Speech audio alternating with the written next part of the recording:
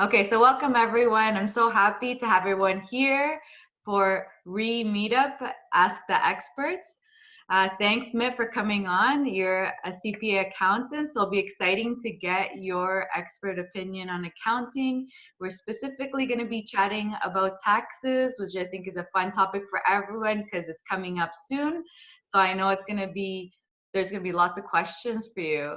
So thanks so much for coming on, Mitt. Yes, thanks, Anna, for having me. I know it's not people's most fun topic, and most people like to actually ignore it. But before we get into it, I guess I'll give a little background for everyone listening of who I am and what our firm does, and then get into what we'll talk about today. So my name is Mitt, and I'm one of the partners at Galleon CPA. We're an accounting firm focused on real estate investors. We work with investors who are buying their first rental properties, and those scaling their portfolio across multiple continents. And with that, helping them plan their tax structures, understanding what the implications look like from that perspective, what they should be setting up for best practices from an accounting and tax perspective, to really even doing a little bit of coaching, real estate coaching, in regards to what does it look like best practices for when they want to pass the portfolio on or continue to grow with other JV partners. Myself and my partner, Prashant, we both are real estate investors who've both invested in single family homes all the way to apartment buildings, both in Canada and in the US. So we've got an understanding across predominantly North American investing. I previously had a background in asset management and had helped also manage a portfolio out in the UK. So have a little bit of understanding of how to structure it in Europe as well. Again, today we're just going to be talking about how to get your information ready for taxes, reserving for taxes, and, planning ahead and what's important to take into consideration. So I guess one of the things that most people really wonder about is what information does my accountant need as I'm buying investment properties, as I'm getting ready for taxes? Well, one of the things that I guess most people will have is a job, or they'll be self-employed. So obviously having your T4 slip, having an idea of what your self-employment income statements are, so your T4As if you're like a realtor or mortgage broker, or getting that from it, or if you're just a self-employed business, just having your bank statements and having a list of all your income and expenses related to it. Ideally, you also have like your T5s for knowing what your interest income and what you might be trading in stocks as well. So it really gives your accountant an idea of where all your sources of income are, so they can prepare your tax return, but also gives you a good idea of where you really earn your money throughout your year and what you've spent on the different types of businesses. And then lastly, but finally, you've also got your list of rental properties. And with this, hopefully you've set up a separate bank account for it. We always recommend real estate investors, as they start off getting and venturing into it, to set up separate bank accounts for these investments. The reason why is it just makes your bookkeeping and tracking of it a lot easier. You can track the income and expenses related to that specific property by having that separate bank account. Some of the best practices for your accountant, or being able to provide it to them, is to have folders set up separately, or documents organized in a manner that you have like the summary of adjustments and your agreement of purchase of sale.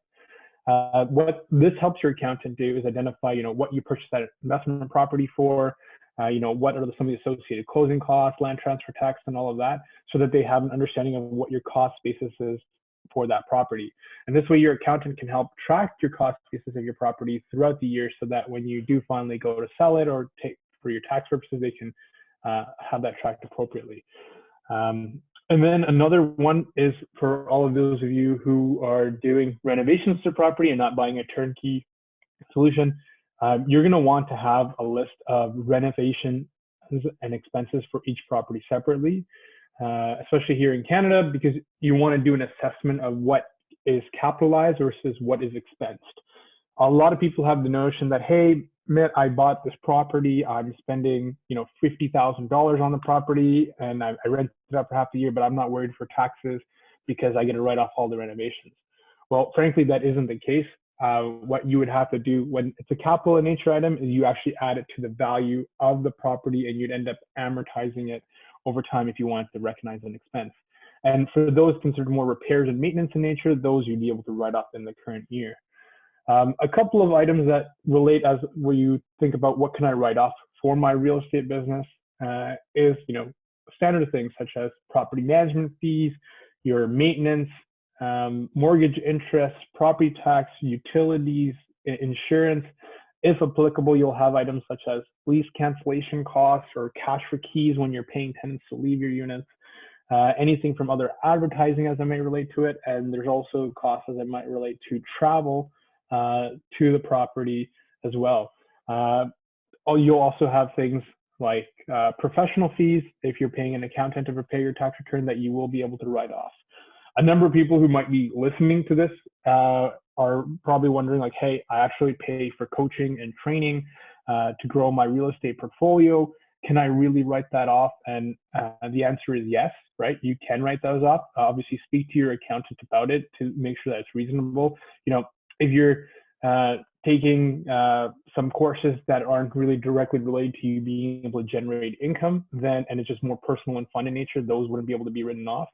You'll actually have to explain, I went to this course and I learned XYZ thing that really is helping me learn how to do wholesaling, how to flip properties. And you know what, this year, even though you might have spent so much money on the courses and you might have actually been in a loss position, well, next year I plan to make money. And by showing that you're actually taking those steps to do so, it'll make sense for the CRA that they will give you that benefit as well. Some people think on a separate note that just providing their bank statements and their credit card statements to their accountant is enough for them to prepare your taxes. I'm going to tell you that is not the case. Unfortunately, if you give someone a jumbled bunch of bank statements or one bank statement with all the activity, they're not really going to know which property the income related to. And if you are that person, then make sure you have broken down in detail, like what property all the different expenses related to, and help them identify that. If you're like growing in scale and wondering that, hey, how do I really systematize this to make it easier or bring on someone to help me? You can definitely have a bookkeeper as well to help you do those transactions as you're going throughout the year. But if you're using one single credit card to say go to Home Depot and pay for renovation costs, but you have 4 different projects, you have to divvy up on that receipt what it's related to. Or you're going to have to, even if you use Expensify or Receipt Bank, which are software tools that we recommend to store the receipts electronically and categorize this, you still have to identify which properties it relates to. I can't tell you how many times we have people say like, well, I told you these were all Home Depot. And it's like, but you have 4 or 5 different properties. I'm not in your brain. I can't tell you this. And anyone else who tells you otherwise is clearly lying to you unless they have a better solution at the moment. But unfortunately, if you're buying a bunch of different expenses related to different properties all in one receipt, you have to manually allocate them or allocate them through one of those apps like Receipt Bank and Expensify. So just something to note, especially as I know a lot of investors are trying to force the value of properties up by doing like the burst strategy or even flipping, is really allocating those costs when you have multiple projects on the go.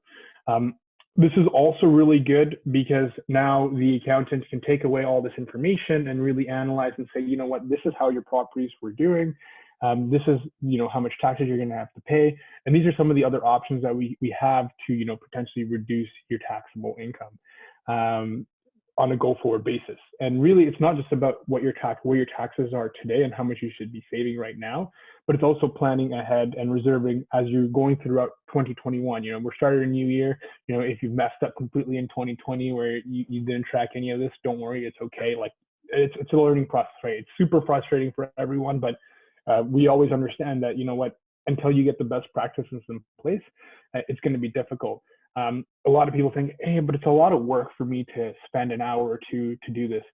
I'll be honest, even myself, as I've had to bring on our own bookkeepers to help with all the different real estate properties that we have, because I used to think I could just do it. But as I got busy with helping all of our clients and managing all the other business that I'm involved in, I went back 4 months later to try to figure out what happened in the bank account. And I have separate bank accounts, and I still had to figure out who did I e-transfer. I have to go through, and the amount of hours and time that I'm spending towards that, it just didn't make sense. Where, if you're a real estate investor who's like wholesaling or flipping, your time is probably better worth finding another property, finding another wholesale deal, and just getting a bookkeeper to help with it and doing it right from the first place. So these small little habits of taking the picture using Receipt Bank or Expensify or uploading just the pictures onto Google Drive so a bookkeeper can do it on a monthly basis is really going to set you up for success.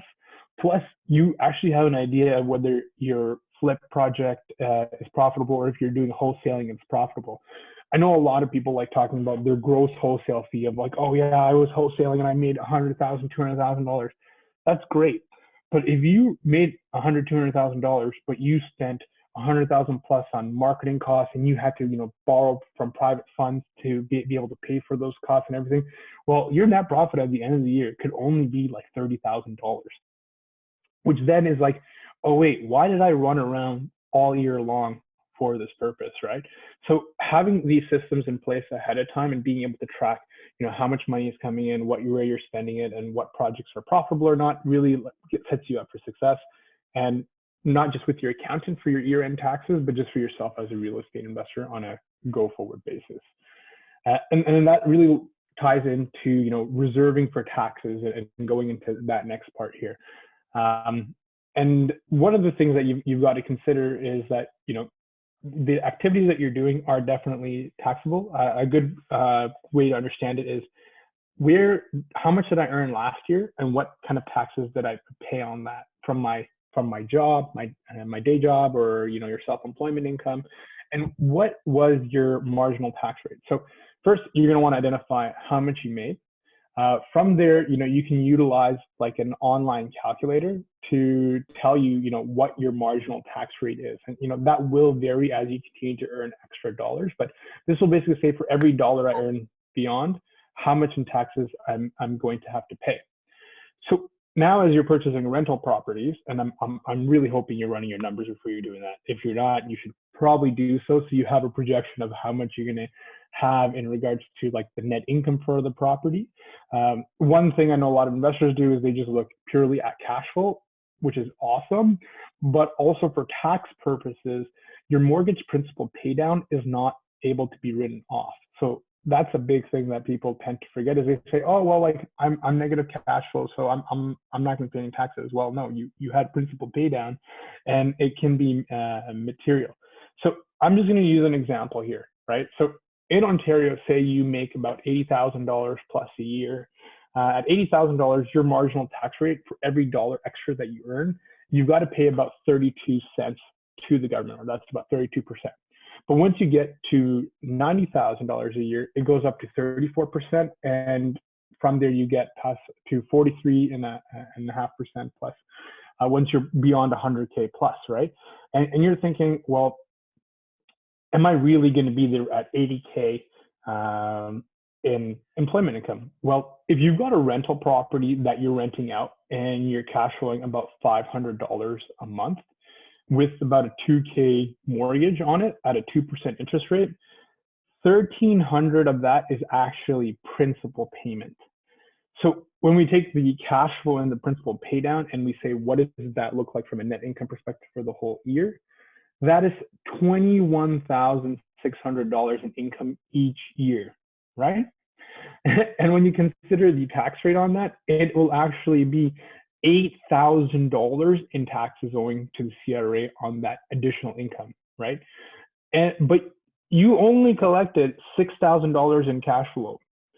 So you're out of pocket to the CRA $2,000 at the end of the year. So you're wondering, okay, Matt, like this is crazy. Like, what am I gonna do, right? Well, there's other things you can do, like taking amortization on your properties, which helps you reduce your tax burden in the short term. But when you go to sell the property at the end, all of that depreciation is then included into your income as a recapture. So all of that will end up being taxed at a really high tax bracket, and it might not really be favorable for you, but it depends on your goals, right? But if you're selling the property because you really need the cash, well, guess what? A lot of that recapture is going to happen, and you're going to lose a lot more of that cash to taxes on that front. So you're thinking, okay, this sounds like, you know, if I keep buying properties, I'm going to be in a position where I owe CRA more money. Why the heck am I doing this across the board? Well, what investors will do is they'll end up setting up different corporate structures or other taxation structures so that they can defer taxes, and allowing them to pay a lower tax rate of about 12.2 to 26.5%. So, you know, when we're talking about 43.4% to 12.2%, that's about a 30% savings. And, you know, it definitely matters about your individual situation. So you'll want to speak with your accountant or an accountant to see if it really makes sense for your goals and where your portfolio is at, and why and what you're going to be doing in regards to future acquisitions for the year. You need to really find a real estate investor focused accountant that will know the structures, that will take all of this into consideration, plus how it's going to impact you, not just from a taxation perspective, but also from a financing perspective, from how you're going to be getting set up for the future in regards to if you're partnering with other individuals and things like that. So this will lead me into sort of planning ahead. And so when you're planning ahead, this is very important to also include your accountant in this, because they likely have dealt with a lot of other investors and know like best practices and best structures. A lot of investors, I will say, will love to speak to a couple of investors that they know and what they're doing, which can definitely work for those individual people. But the accountant and lawyer that you partner up with and have on your power team will really have an understanding of why one certain function of a structure might make more sense for you versus your other colleague. It's very hard to compare apples to apples unless your scenario is exactly the same. So, when you're JVing, there's a number of different ways you can do it. So if you JV, you can do it on just say a personal level, and that's typically just done through a JV agreement, and you'll have both individuals reporting the taxable income on the T776 schedule, and they'll have all the same information and report 50-50, and they'll be taxed accordingly. When you go to sell a property, that would be the same situation where you'd both include that into your personal tax return, and you'd have capital gains on it based on whatever your marginal rate was. There's also other things that you can take into consideration about potentially setting up a corporation with the JV partner. This gives you the opportunity for both of you to say be on title or without also affecting your personal borrowing power. Right? In the typical personal JV arrangement, usually only one person is on title. Sometimes you'll have both. But if you have both on title, that will definitely impact your borrowing power, and it doesn't necessarily make sense from that perspective. So people will set up holding companies and things of that nature so that they can keep their personal TDS and GDS ratios down, letting them to buy more properties and just closing it in a corporation.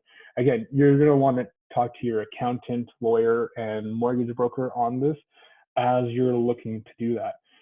And what the whole topic of today really comes down to is creating a plan of where you're at and what's happening. It's definitely important to say, hey, this is what's happened last year, but that's historical. That's what you owe the CRA. And if you're thinking that's all your accountant is doing for you, well, you should probably see if they can do planning for you. And if not, you should find another accountant, because you want to talk about what, obviously plans will change, but where are you at today? What are you going to be doing on a go-forward basis? Right now, you definitely might have your employment income or self-employment income. You might be trading stocks. You might have a couple of rental properties. But is your goal to continue to buy multiple rentals? At which point, you're going to be JVing with people. Well, then it probably might make sense to actually look at the corporate structure where there are additional fees for corporate tax filings and the legal costs for setting things up. But in the longer term, the amount of taxes that you'll defer and be able to reinvest and grow outweigh the costs of the initial setup. And also, what does your portfolio look like as you say you age and grow older and you have children who want to be involved in the business? Having that conversation with your accountant is definitely important. I think it's something that you should be touching base with at least on an annual basis at minimum.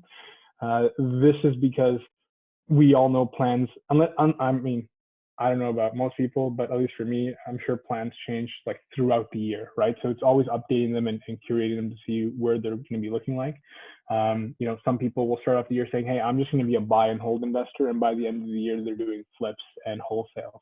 And as you're doing that, they should be reaching out to their accountant to understand what are the tax implications, what do they have to consider, and what they should be reserving for taxes on an ongoing basis. That way, you're not really waiting until the following year and saying, holy crap, I need to come up with $70,000 for taxes. What am I going to do? Because that is definitely the case for a lot of people.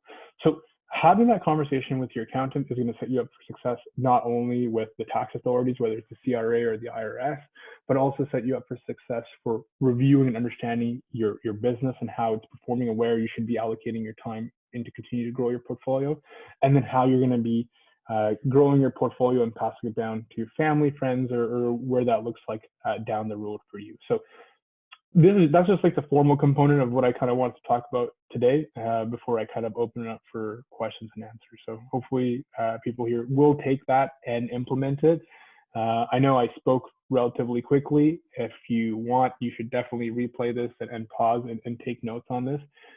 Implementing this is not only good for your real estate portfolio right now or helping you with your accountant now, but it'll help you for the purpose of growing your portfolio and being able to preserve most of your wealth instead of losing it to taxation. Yeah, that was a lot of information. I think I was like making notes. I was like, oh my God, there's so many topics to talk about. So I think I want to first, I guess, ask anyone if I have a few questions, but I see if anyone else has any questions that they want to start off asking. Randy, Terry, Deanna, who wants to ask a question? Or should I start it off? I normally do start it off. I was just like, wow, there's so much information. I was just like, I feel like someone may have like lots of questions. Everyone's being silent right now. Maybe I still have to get the ball rolling for everyone. So that was pretty informational. Yeah. I got a lot of gems out there, so I was making a lot of mental notes, and he actually answered a lot of questions that I was going to ask anyway. So I'm just continuing to listen. Okay, thanks to Randy for your comments. Thanks, Randy. No problem. Okay, so yeah, so I guess I'll start because now it seems like I think we want to deeper dive in some specific topics. So maybe we should deep dive more into the difference between like the personal and the corporation, because you were talking about that, and I don't know if you want in the sense of the holding company, because you were talking about, TDS ratios, because I know for all of that, that is very, very important because we are trying to run businesses. And in that, obviously being able to, be able to buy as many properties as it can is I think a very huge part for a lot of us. So maybe if you can expand a little in that area. Yeah, for sure. So the way why people will set up a holding company, or why the mortgage broker will advise on a holding company specifically, is that they will want you to, the underlying bank or financier is then able to put security and collateral over that entire corporation. So for them, they're content that they'll be able to take that property and be able to still get you to sign a personal guarantee so that they can still come after you for any shortfall if you say default on that property specifically. It's interesting because from a tax perspective, we would say, well, if you only own one property, a rental property in one holding company, well, that would, by the CRA, be considered a passive investment because you're not really doing much for in the property aside just holding that real estate and just renting it out, at which point you're subject to tax at 50%.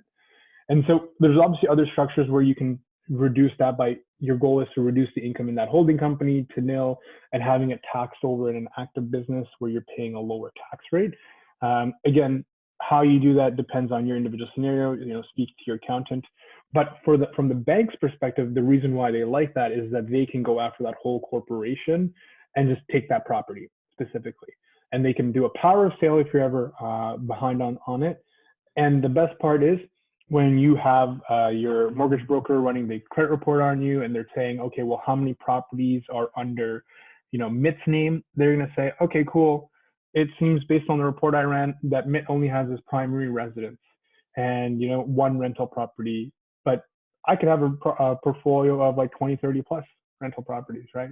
And it also depends. For example, personally, I also, with other partners, invest in apartment buildings. And in that sense, we've closed with private lenders as well. So there is a PPSA registration on me personally, but the mortgage doesn't still show up on my name. So when I have a lender ask me, hey, Mitt, like this showed up, what does that relate to? It says, oh, I have an apartment building, but that's related with other partners and it's not related to this. So a lender will still continue to lend to me personally. And this way, that's not really going to throw off my TDS and GDS ratios.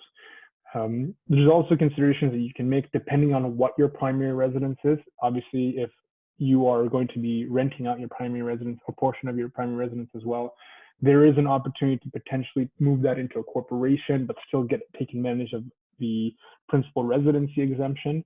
But there's a lot of approvals that we need to get from the CRA to get a predetermined ruling and stuff like that. So if you are looking to do that, definitely reach out to us and we can go through that process with you. It definitely takes some time, but if you are spending a lot of money on this, you can then have it in a corporation so that it looks like you own no properties personally. And, at first it seems very daunting because I'm just going to use an average of legal fees for setting up a corporation can be anywhere from, if you just did it yourself with no minute book and everything, like $300 or so for the government registration, to upwards of like $2,500 for the incorporation, to annual tax filings being about $2,500 plus. And people will say, oh, that's so much, that doesn't make sense for me right now. And that can definitely be the case, but we've always done an analysis with our clients as they've said, hey, I'm growing my portfolio, this is what it's looking like.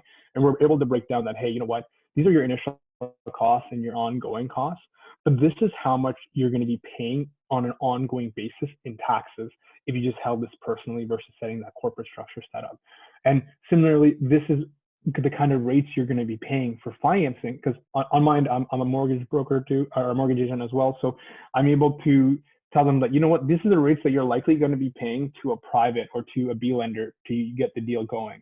And actually, if you're going to be continuing to refinance and do this, like, this is what the cost of your stuff is going to be. So realistically, you rather not keep trying to qualify for it personally, but move it over into the corporation and get financing that way and continue to grow your portfolio. So making sure that your accountant has that understanding is very important, because there's multiple pieces to it. It's not just taxes, it's also taking into consideration the legal and financing component. All really great information. And and you were talking about the PPSA registration. Can you expand on what that is for people? Yeah, so that's a Personal Property Security Act. So whenever you apply for a credit card or any sort of debt, the bank will typically register a charge against you personally.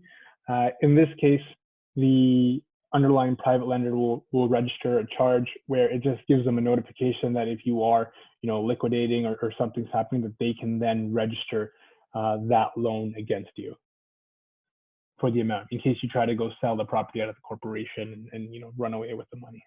It protects them that way. But that's different than them going on title. That's correct. Yeah. So your name personally won't be on title. It'll be registered against the corporation specifically, and it's a general like you're signing a general security agreement that if your corporation defaults, they can come after you personally.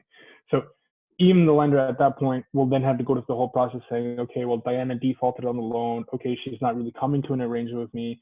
Okay, well, legally now we're going to register that against her personal name as well. And she's already signed this, and we already have all the paperwork in place. That, again, it's to really protect them from that perspective, but also giving you the advantage that, hey, you know what, you can continue to grow your portfolio versus, when you approach the banks and stuff like that, where they say, oh, like, you're at your max properties, because this doesn't make sense. Mm-hmm. So are you saying that the PPSA is they do it on the corporation? So it's more when you're in a corporation doing it, and then they have to come to you personally. Is that what? Yeah. So they'll still register something against you personally, but it won't show like the dollar amounts or anything like that. So it won't show up as a liability when they pull your credit report. Mm-hmm. And what you would just say to your lender is, hey, yeah, I do own another corporation where I have properties, but it's unrelated to this borrowing. And mm-hmm. So you typically are okay on that front. Yeah. So there would never be a PPA, like a PPSA done for outside of a corp, like it's meant for a corporation to go into it, or do you see it in personal also? It'll also be on the personal end. So like the PPSA is on the personal side where they register it, but there's no dollar amount associated with it. Versus when you sign up for a credit card, there'll be a charge of, hey, there's an open credit card for $25,000 that's available in Diana's name. Versus in this case, it just says, okay, there's just a charge associated with this lender. And usually for that, your mortgage broker or mortgage agent will ask you, hey, what does this relate to? Or the underlying bank is financing will say, hey, we did notice this, what is that? And you would just say, hey, it's related to a separate corporation where I own rentals separately, and that they won't really ask you for. Oh, okay. And so for, actually, let me ask, so anyone have any questions related to what we just talked about? Going once. Oh wait, there's lots of comments, sorry. Yeah. People commenting, I've been very bad. I've got way too many. So I got Hamad here asking about the education component, right, in the chat, or? Yeah, we can hit that. Actually, I was thinking to hit that. So yeah, that was actually, because I've noticed that there's certain, for example, information that I guess the government or the accountant needs to have to be able to identify it as educational. Is that right? If you can talk more towards like, how can we make sure that like the course that we take, we can actually expense it? So if I could ask a couple of questions before you move to your answer, specifically because all the courses that I took were in the States. I have invoices from them, but like I don't have like I know before when I was doing schooling, you would get an official like T whatever form. I don't have anything like that. I just have an invoice saying I took this course. Now, is that still valid, and where does that go? Because when I looked into doing my return, it was asking for a specific form. So if you can go into a little bit more detail into how you actually fill out your tax return for that. Yeah, so on that front, we don't actually claim it under the education and tuition component of how you would have personally done it when you had your regular schooling. You actually would write it off under the business, under your T776 or under the T2125 as training courses as it relates to your development, real estate development. So if you had a CRA audit happen, a lot of the questions that would come down to for the invoices, okay, show me the course content and material that you learned, show me what exactly was talked about and how this relates to your business. So from that perspective, it wouldn't show up as you would for when you pay professional dues or things of that nature and you claim that on a different separate part of your personal tax return. This would be under your T776 as an other item for training courses. So if I don't have a corporation right now, I just have a, I was gonna say W-2, but like a T4, how would that work then? Like yeah, so when you fill out your accountant or yourself filling out your T776, which is your rental property schedule, there's an item for where you list out all your different expenses. There isn't one for training courses. You just create a separate one outlining the different training courses that you would have taken and writing that amount off there. And that will flow back against your employment income if you're in a loss position, or just reduce your taxable rental income as well. Perfect. So it would just go under like an other expense line, and I would just describe it as training. Yeah, but again, you'd have to see what items the courses you took and everything like that. So. Right. Okay. Isn't though there also because my accountant was actually asking me, because I gave her some training receipts and she wanted a description of it. What's the purpose of I'm assuming that's to confirm it's training or to make sure it's related to real estate, or? Yeah, that's right. And we're making sure that's related to education and real estate, and depending on the training that you do. So if you belong to like a professional college or other professional institution, like even like for realtors, they end up getting a separate education receipt that they claim in a different part of the tax return as well. So that's why you'd have the descriptions. Again, it's to determine some of these courses, some of them are related to actually generating money for your business. Some of them are just, mindset related or unrelated to the specific idea of generating money for your business. And as a result, the reason why for the description is for them to know, hey, like you can give me all the invoices you want, but whether we can actually write it off or not directly ties back to if you're actually executing on that business. For example, there's a lot of people who look at car hacking, so how they can get into luxury vehicles, but it's purely for their personal basis. And they try to say, well, I was trying to car hack for the purposes of my real estate business. And you say, well, this, you paying $5,000 for this course doesn't necessarily make sense because you're going to maybe save costs in regards to your vehicle, but that's not really related to you generating income. Again, the goal for the CRA is that by you taking this course, you're going to make more money in the future. and you're going to be paying taxes on it to them. So yes, we'll give you the deduction right now because you're going to go out there and make more money in the following years, and give them more tax money. Awesome. Thank you so much. And I think, yeah, that answered Hamid's question. Let's go to Terry's question. That he had a question about HSTs for flips. I don't know if Terry, if you want to come on and talk about it, specifically your question. Yeah, good morning, everybody. I have as you guys probably know, or most of you, I'm working on a couple of flips, and my lawyer on closing on our last flip had asked about details regarding the HST and if we're aware of it. And my power team is not the best set up yet, so I'm not exactly sure about the correct answers or how to go about it. So my question is, let's say we purchase a flip today, and then in 3 months we sell the flip. And at the end of the year, so obviously the purchase price, when you're signing the agreement of purchase and sale, it always says HST is included in the purchase price. And then when you're selling it to the next user, it's also HST is included in the purchase price. What do I need to be aware of, or how does HST work for that income after we've sold it, like after we've flipped it? And Okay, awesome. I'm not talking about tax brackets. I'm talking about just overall, like, because my current accountant did not explain it at all, and I'm a little bit confused. Yep, sounds good. So I guess before jumping into it for flip specifically, I'll talk about HST in general in regards to build. So when a real estate developer will build, a subdivision or a condo building, they're building a rental dwelling, which is considered a taxable supply when they're first creating it. So when they first create it and you're buying a brand new build from a builder, they'll typically charge you HST. And there is the HST rebate that you can apply for in Ontario and get your money back from the government for the HST that you paid for the property. And there's a whole calculation related to it. This is because the government is trying to incentivize people to be able to buy their own home and own it. But also the government is collecting their goods and sales tax from the builder on it. So sometimes the builder will only charge you the net amount they would apply for the rebate themselves. And in your case, you would potentially apply for it as well. So that's if you were to buy it yourself directly for you as your primary living in it. There's a separate rebate form altogether if you're going to then rent it out. A lot of people, as it relates to new builds or condos in general, have been taking the advantage of, hey, I'm going to invest in this, and you know what? I got in before in phase one, and I'm going to actually sell it before occupancy. I'm going to make a bunch of money, and it's going to be okay.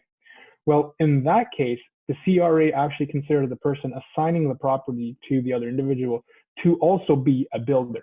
So when you assign the property as it's a new build, before you actually lived in it or actually executed all those things, you will actually owe CRA HST on what you've assigned. So if you bought it for $500K and before you were closing on it and living in it, etc., you're selling it for $700, well, you owe the CRA basically 13% on that sale price, or the amount that's included in that sale price.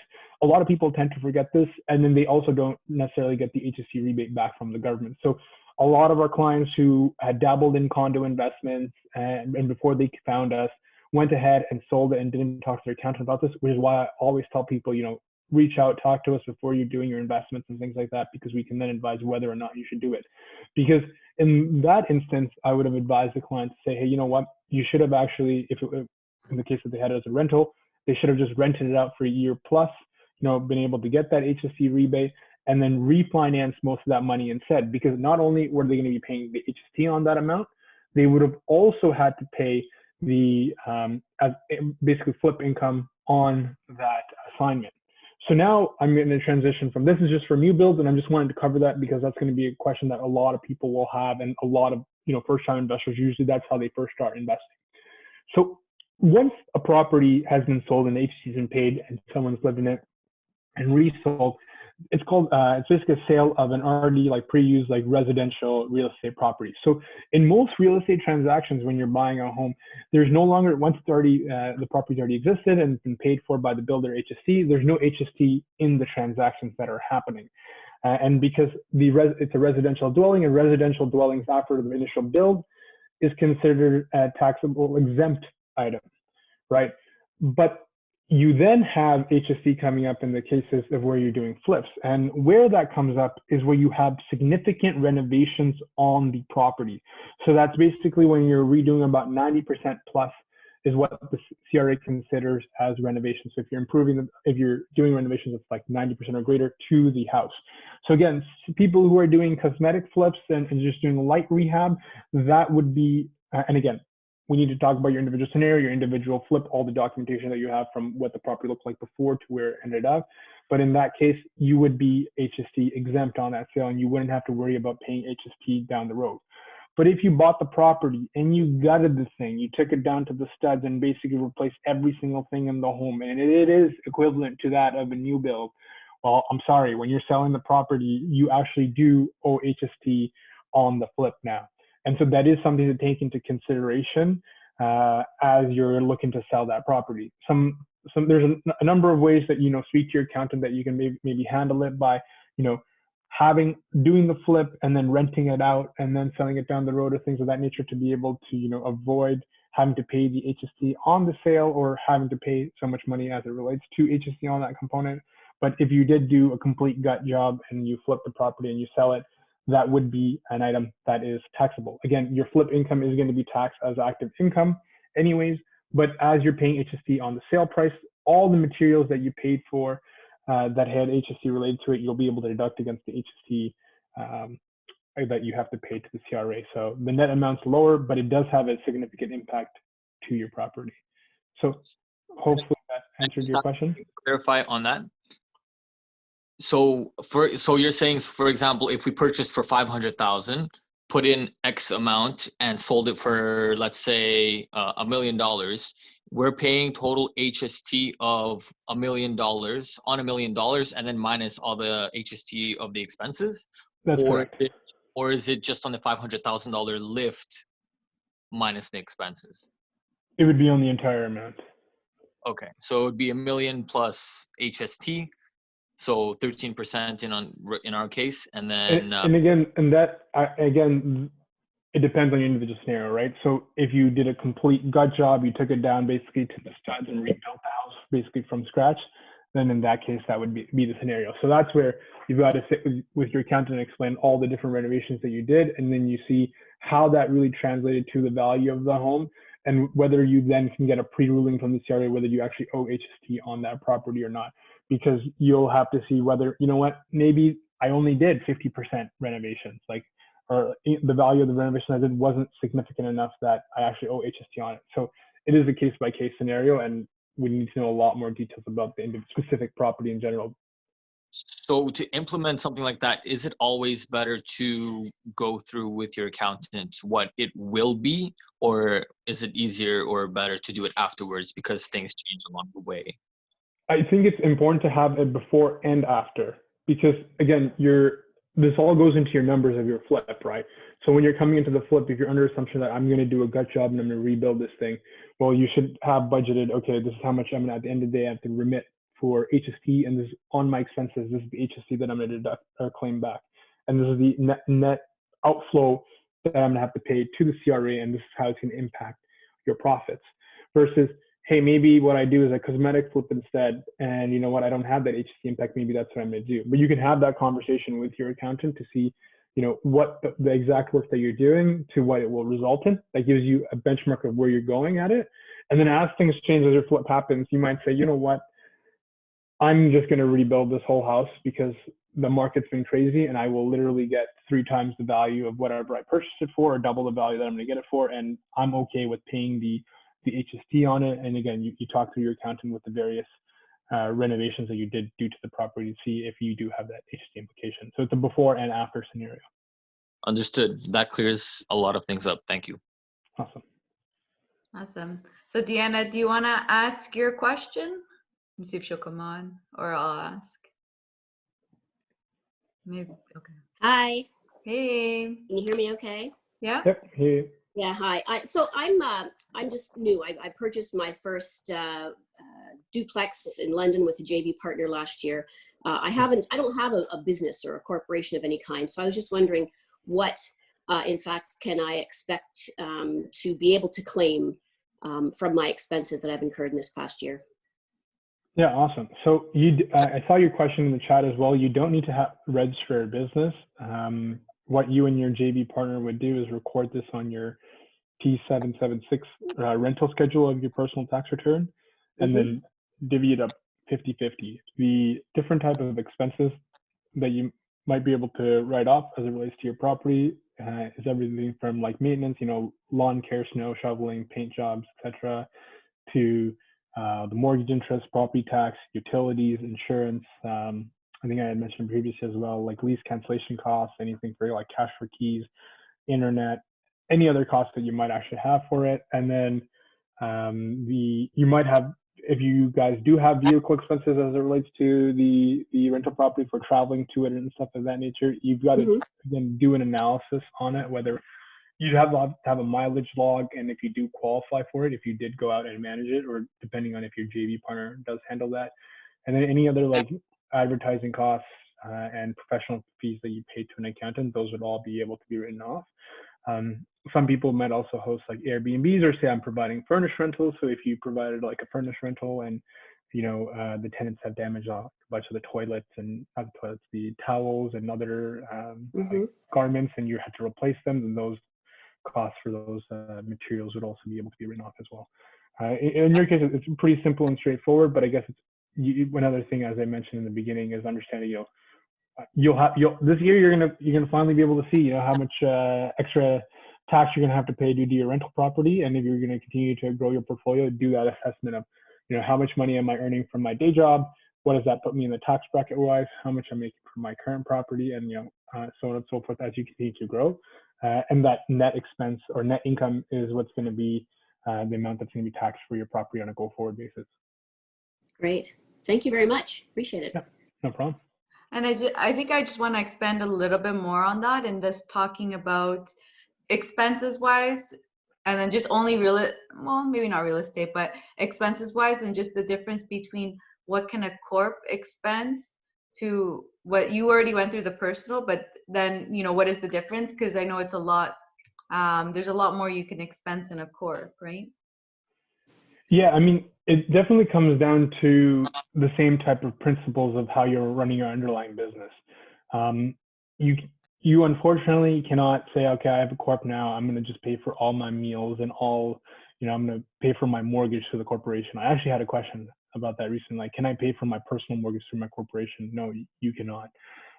Through your corporation, what you're able to write off is just similar things as you do have personally, but the additional expenses of being a corporate, whether it's like the legal fees that you might have, any other advertising costs, if you've had any other expenses as it might relate to like employees or subcontractors that you might, like, some people will say, I'm growing and scaling my wholesaling business, I'm hiring a bunch of VAs and I'm hiring a bunch of wholesalers. Well, you can write that off on your personal side as well, but if you're paying them a T4 income, etc., you would set it up. It's better or easier to set it up through the corporation for tracking purposes.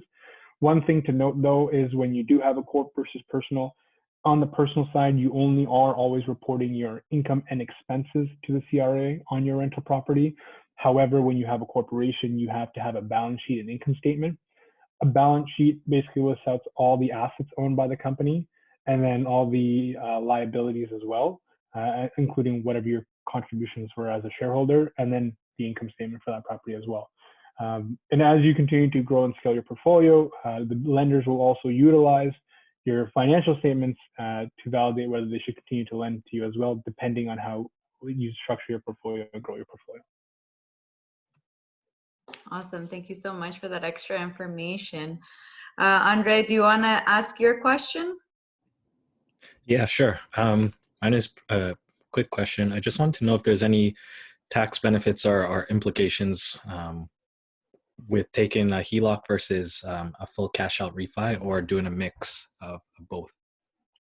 Yeah, awesome. Andre, when you're doing the cash out refi, if you aren't taking the additional cash out of the BRRRR and you outside of your initial down payment, etc., say you cash out like more than what you put into it, that additional cash will need to be invested into another income stream that is generating you cash flow. or income, whether it's another rental property or whether you're doing some private lending, or you're starting to do some stock trading, to be able to be eligible to be written off.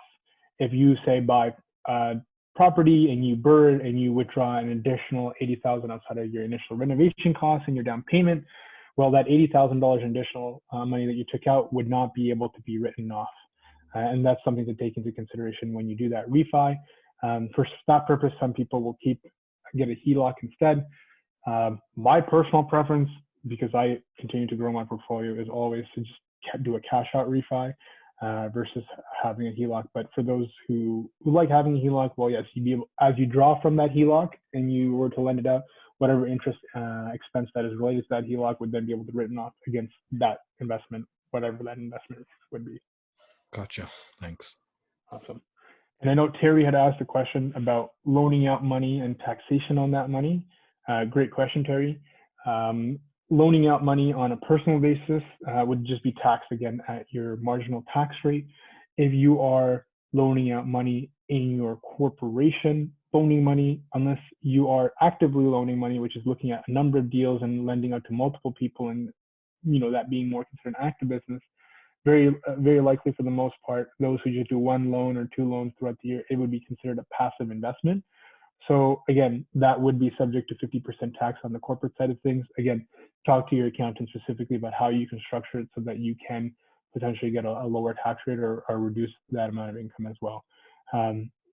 So I'm actually going to dive into, you can also lend money out through your RSP and PPSA, utilizing trust companies like Olympia Trust or Community Trust, where you can provide a second mortgage or first, second, third, whatever you like, loan against a secured property, and have the income or your income or your PPSA and RSP grow through private lending interest through that way.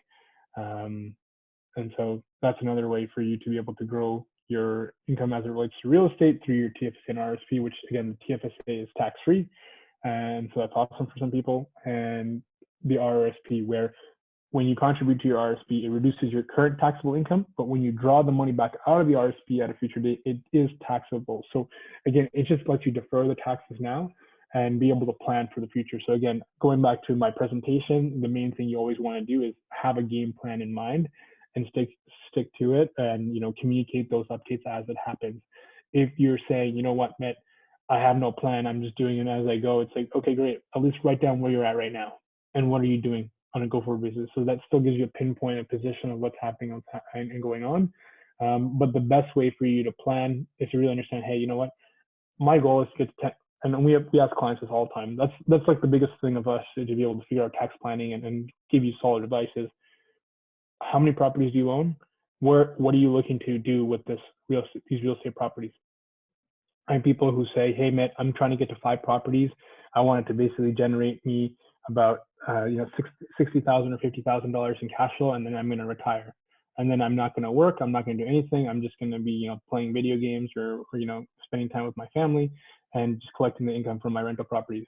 In that case, remember when I said calculating and figuring out reserving for taxes? Well, we would say, well, looking at that analysis again, you know what, right now you might be thinking you want to set up the corp structure, but if you're literally going to quit your job in a year, then it probably doesn't make sense for you to incorporate right now. Instead, it probably makes sense for you to keep the properties personally, and you're not going to be selling these properties until you pass, etc. Then you know what, maybe we just keep it personal, because you're going to be at a lower tax rate on a personal front, and the amount of income you generate doesn't necessarily justify the accounting and legal fees on an ongoing basis. So those are all that come into consideration, and things do change. So I do definitely have people who said that that's what they were going to do, which is have like the handful of properties, and they say, hey, Mitt, we bought 5 properties this year and we're buying more. And I'm like, okay, well, change of plans. Time to revisit how we're going to structure you and go forward. So again, make sure you talk to your accountant and stay informed about your real estate portfolio, because that will literally be the difference between you making 20 to 30% more money, right? And when you think about it in those terms, that's a lot of money, because usually you're squeezing out extra percentages on your flips, your wholesales, your rental properties. You're always looking at different ways to save. Saving and deferring taxes is one of the other better methods as well. Thank you so much for that. Oh, Randy, you have a question? Yeah, I got a question. Um, what does it technically mean to keep the money in the corp? For example, I have my corp and my personal accounts with TD, right? I can transfer money in between each seamlessly, right? Um, so for example, let's just say I do a flip and I profit 50K, and that was flip was done in my corp. So now I have 50K deposited into my bank account, in the corporation bank account. But doing something on the personal side, I'll transfer over 25K to do that thing, and then maybe put it back later, or what? What does it technically mean to keep the money in the corp, and what are the implications of that? Yeah, awesome, Randy. We appreciate that question. Definitely something that people Yeah, that's a struggle with. very good question because people don't understand the ramifications of taking money out of their business. Yeah, definitely a good one. That's something I should have covered in my presentation. So that's the thing, right? Your corporation, you're like, that's just me. I did it, so I should be able to take it. I should be able to do whatever I want. No, the whole reason why you might be getting the preferential tax rate is because it is, a separate entity being taxed at the lower rate. And what that means is you leave the money in the corporation, say you make 50K on that profit of the flip, and let's just call it an active business, and you pay 12.2% tax on that 50K. So I'm going to say roughly that's like $6,000 on it. You have $44,000 left to play with. You're taking $25,000 so to do your personal stuff. So as we talked about earlier when we were talking about what is the difference between the corporation and personal, the business has a balance sheet, right? So when you're taking the $25,000 out, we have to consider, is that a loan back to Randy? Is that a shareholder loan? Well, if it's a shareholder loan and it's not repaid over by a certain time period, that will get included into your personal income tax return. Unless we charge a certain prescribed rate or we charge a market rate, which then says, okay, you know what, as long as Randy's paying interest to the corporation from his personal to the corp, then he can keep that money for however long he wants. But say you're temporarily taking out, which is what a lot of business owners will do. They'll say, you know what, I temporarily need like 25K. I'm going to take this out and I'm going to pay it back by the end of the year. You're okay. But from a bookkeeping, accounting standpoint, your corporation will record it as a loan and say, record it as a loan and be pending for you to pay it back. On your year-end tax return, it'll show up on the tax return filing to the government that there was a 25K loan being taken out by Randy, because that's why they look at the balance sheet. They want to know, okay, it made this much money, but where's the cash? Because if you start taking the money out, well, it's either got to be a salary or a dividend or a loan form. And one of these three ways, or repayment of the initial shareholder contribution, it's one of these four ways that you took the money out. And usually most people will have already taken out most of the money as related to any initial contributions they put into the business once it starts becoming profitable. So then it's either considered salary, which some people do pay themselves for the purpose of financing purposes. You'll have some people also pay a dividend, but some of the other times they might just say, you know what, it's just a shareholder loan. But we're, as investors, too focused always on our business and how we're going forward. We don't look back at, oh, how much do I owe the corporation? Like, that's all my money. Like, oh, it's fine.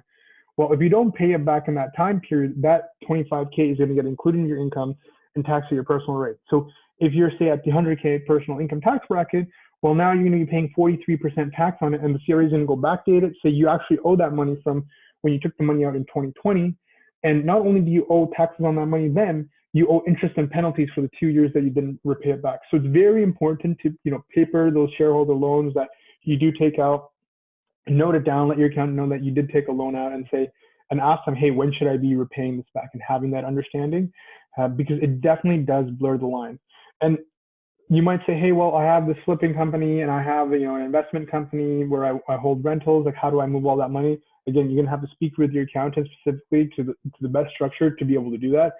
We always advise clients on, how they can structure their portfolio so that they can keep doing all the flips that they want, then be able to move their money to be able to invest in those long-term rentals that are going to have, that passive cash flow, and still optimize it so they're paying the least amount of taxes without having to take the income personally.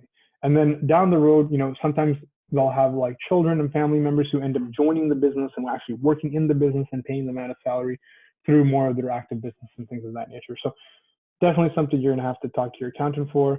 Definitely something to remember and to let your accountant know that you did take money out of the business.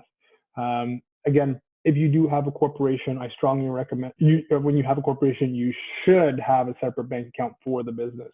separate credit card for the business, but you should also get a separate QuickBooks or Xero, which is an accounting software, to really track the balance sheet and income statement for your business. Because that is also one of the most troubling things, is that people say, oh, well, I'm incorporated and here's my income and expense. And you're like, okay, well, I need your bank statements because I need to know how much you need to report it to CRA, how much cash did you have in the business, what were your initial contributions, what are the buildings that you own in the business, and all of that as well. So those are other extra things that you have to consider for a corporation versus personal. Randy, any follow-up questions? Got it. Thank you. Perfect. Yeah, thank you. That was really good. Yeah, that was really good. Actually, that was a very good question, because I think especially with people that are new, they find it really confusing and just don't understand the difference between a company and themselves. So that's awesome. And Hamid had a question. Do you want to ask yours, or you want me to ask for you? No, I can read it. Like, do you have experience with cross-border with the US as well? Definitely, we invested in the US personally as well.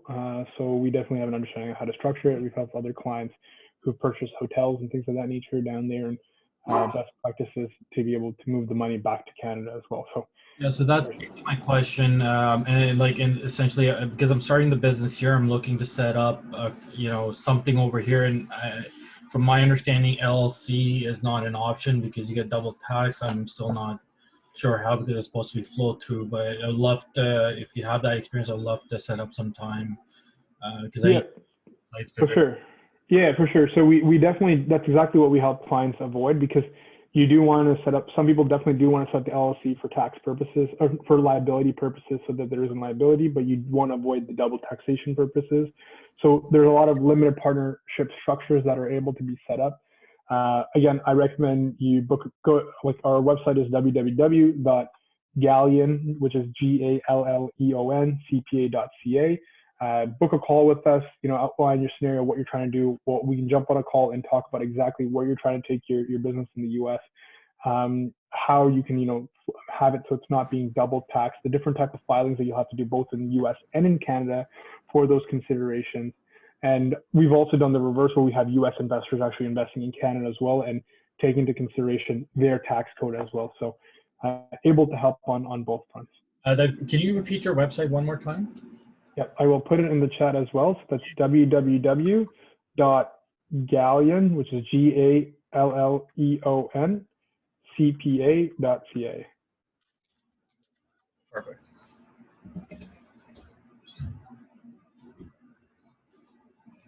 Got it. Thank you very much. All right, awesome. And Deanna had a question. She was just wondering if you have any recommendations for a first timer to do their accounting, any apps?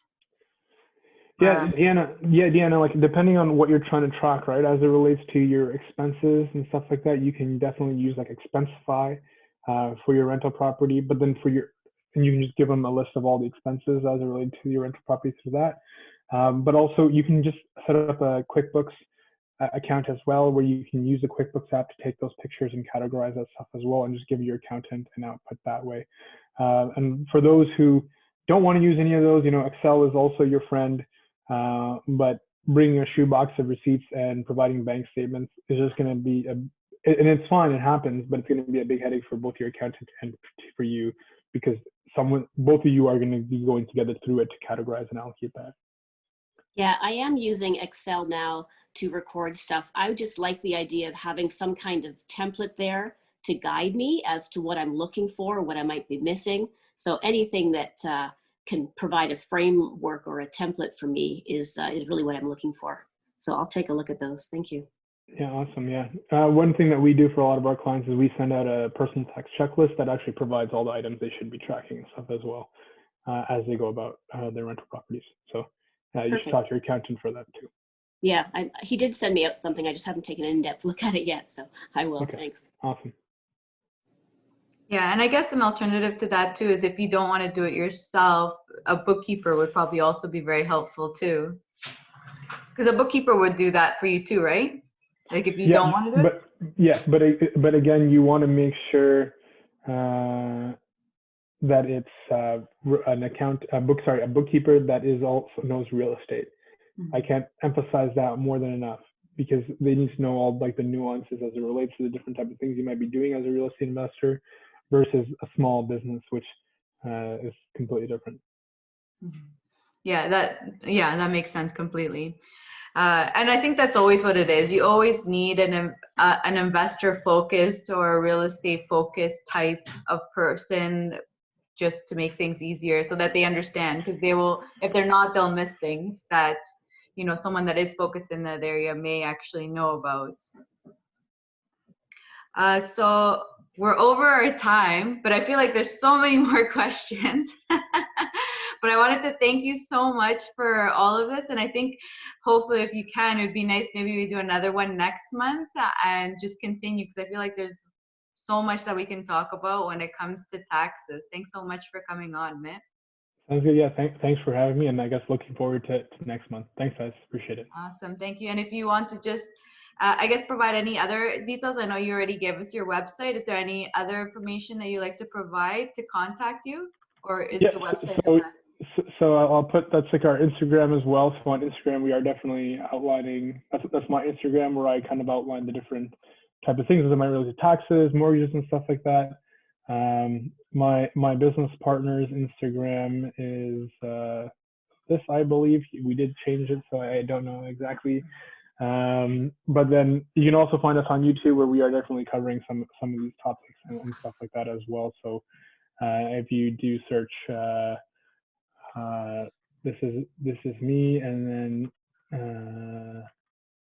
I'm gonna go with this for him. So just Google YouTube and you'll find us. But we're basically just trying to make this as easy as possible, so that when you do go to this information, that you have it readily and easily available to you. Awesome. Thank you so much. And yeah, it was so awesome having you on. And I know everyone got a lot of value out of it, and we'll probably have to watch it a few times because there was tons of amazing information that you provided us. Awesome. Thanks, guys. Thank you, everyone. Thanks for coming on. Thanks, Mitt. Thank you. We're on for the next episode. Okay. See ya.